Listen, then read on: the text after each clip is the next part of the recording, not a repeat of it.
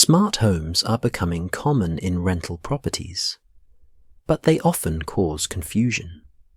Tenants aren't always sure what they're allowed to change.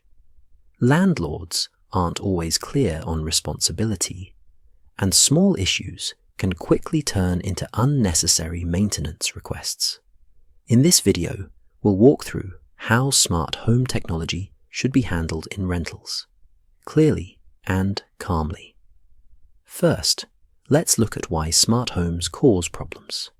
Unlike traditional fixtures, smart devices rely on apps, accounts, batteries, and internet connections.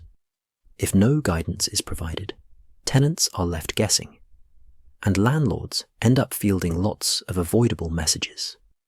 Common smart devices in rentals include smart thermostats, smart locks, alarms, lighting systems, and sensors. For tenants, the most important thing is knowing three things: how to use the device day to day, what they should not change or reset, and what to do if the device stops working.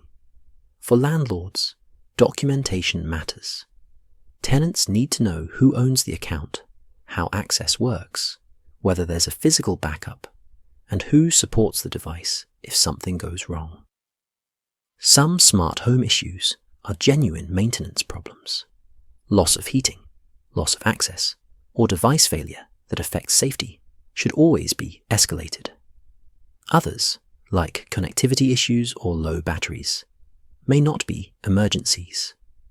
Clear written guidance prevents confusion.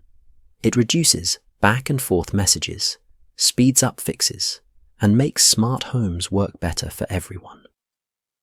With Twinly, landlords can document smart home devices once and give tenants clear, reliable instructions from day one.